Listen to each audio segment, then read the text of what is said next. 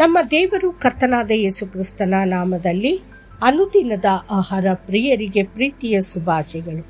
2024 ಮೇ ತಿಂಗಳ 16ನೇ ತಾರೀಕಿನ ಗುರುವಾರದ ದೇವರ ವಾಕ್ಯವು 4ನೆಯ ದಿನ. ಬಳಿಕ ದೇವರು ಆಕಾಶಮಂಡಲದಲ್ಲಿ ಬೆಳಕುಗಳು ಉಂಟಾಗಲಿ, ಅವು ಹಗಲಿರುಳುಗಳನ್ನು ಬೇರೆ ಬೇರೆ ಮಾಡಲಿ. ಇದಲ್ಲದೆ ಅವು ಗುರುತುಗಳಾಗಿದ್ದು ಸಮಯಗಳನ್ನು ದಿನ ಸಂವತ್ಸರಗಳನ್ನು ತೋರಿಸಲಿ. ಆದಿಕಾಂಡ 1:14.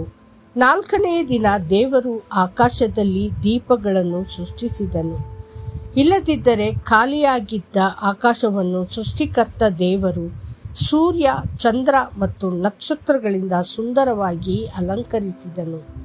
ದೇವರು ಹಗಲನ್ನಾಳುವುದಕ್ಕೆ ದೊಡ್ಡ ಬೆಳಕನ್ನು, ಇರುಳನ್ನಾಳುವುದಕ್ಕೆ ಚಿಕ್ಕ ಬೆಳಕನ್ನು, ಈ 2 ದೊಡ್ಡ ಬೆಳಕುಗಳನ್ನು ಉಂಟು ಮಾಡಿದನು.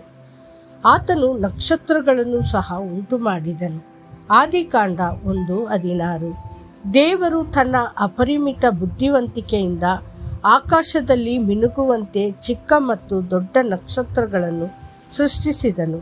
ಬೆಳಕಿನ ಸೌಮ್ಯ ಹೊಳಪನ್ನು ಒದಗಿಸಲು ಚಂದ್ರ ಮತ್ತು ಸೂರ್ಯನು ಎಲ್ಲಾ ಜೀವಿಗಳಿಗೆ ಬೆಳಕು ಮತ್ತು ಶಾಖವನ್ನು ಒದಗಿಸುತ್ತಾನೆ. ಅರಸನಾದ ದಾವೀದನು ದೇವರನ್ನು ಸ್ತುತಿಸುತ್ತಾನೆ ಮತ್ತು ಹೇಳುತ್ತಾನೆ, ಆತನು ಮಹಾಜ್ಯೋತಿ ಮಂಡಲಗಳನ್ನು ಸೃಷ್ಟಿಸಿದ್ದಾನೆ. ಆತನ ಕೃಪೆಯು ಶಾಶ್ವತವಾದದ್ದು.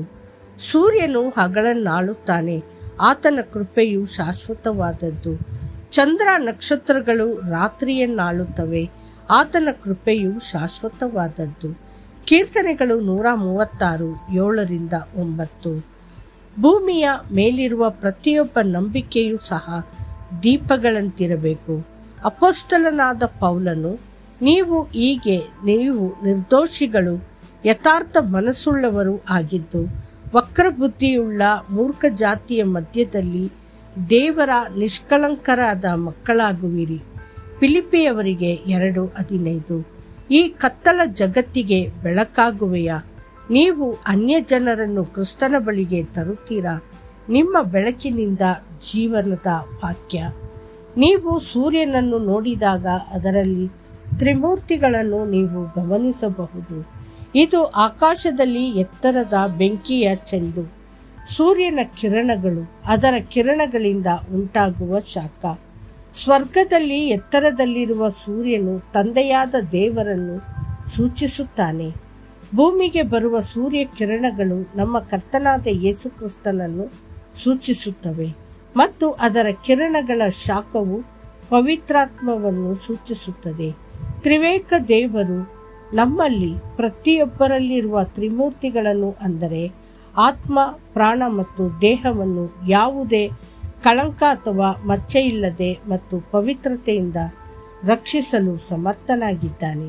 ಸೂರ್ಯನ ಬೆಳಕನ್ನು ಅಧ್ಯಯನ ಮಾಡುವ ವಿಜ್ಞಾನಿಗಳು ಅದನ್ನು ಶಕ್ತಿಯುತವೆಂದು ಕಂಡುಕೊಳ್ಳುತ್ತಾರೆ, ಏಕೆಂದರೆ ಇದು ಪ್ರತಿ ಸೆಕೆಂಡಿಗೆ 1084 ಲಕ್ಷ ಮೈಲುಗಳ ವೇಗದಲ್ಲಿ ಚಲಿಸುತ್ತದೆ. ಬೆಳಕು ಸತ್ಯವೆಂದು ತತ್ವಜ್ಞಾನಿಗಳು ಒಪ್ಪುತ್ತಾರೆ. ಪವಿತ್ರತೆಯು ಬೆಳಕು ಎಂದು ದೈವಿಕ ಪುರುಷರು ದೃಢೀಕರಿಸುತ್ತಾರೆ. ಆದರೆ ನಾವು ಕ್ರಿಸ್ತು ಯೇಸುವಿನ ಪವಿತ್ರ ಬೆಳಕು ಎಂದು ಘೋಷಿಸುತ್ತೇವೆ. ಯೆಹೋವ ದೇವರು ಸೂರ್ಯನು ಗುರಾಣಿಯೂ ಆಗಿದ್ದಾನಲ್ಲ. ಯೆಹೋವನು ಕೃಪೆಯನ್ನು ಘನವನ್ನು ಅನುಗ್ರಹಿಸುವನು. ಆತನು ಸದ್ಭಕ್ತರಿಗೆ ಯಾವುದೇ ಶುಭವನ್ನು ದಯಪಾಲಿಸದೆ ಇದ್ದಾನು. ಕೀರ್ತನೆಗಳು 84:11. ಯೇಸು ತಿರುಗಿ ಅವರ ಸಂಗಡ ಮಾತನಾಡಲಾರಂಭಿಸಿ, ನಾನೇ ಲೋಕಕ್ಕೆ ಬೆಳಕು. ನನ್ನನ್ನು ಅನುಸರಿಸುವವನು ಕತ್ತಲೆಯಲ್ಲಿ ನಡೆಯದೆ ಜೀವ ಕೊಡುವ ಬೆಳಕನ್ನು ಹೊಂದಿದವನಾಗಿರುವನು ಎಂದು ಹೇಳಿದನು. ಯೋಹಾನ 8:12. ಯೇಸುವಿನ ಜನನದ ಸಮಯದಲ್ಲಿ ಬುದ್ಧಿವಂತರನ್ನು ಅವನ ಬಳಿಗೆ ಕರೆದೊಯ್ಯುವ ಪ್ರಕಾಶಮಾನವಾದ ನಕ್ಷತ್ರವಾಗಿತ್ತು.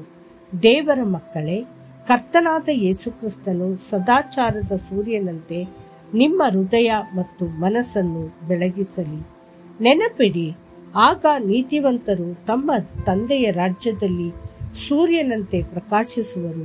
ಕಿವಿಯುಳ್ಳವನು ಕೇಳಲಿ ಅಂದನು. ಮತ್ತಾಯ 13:43.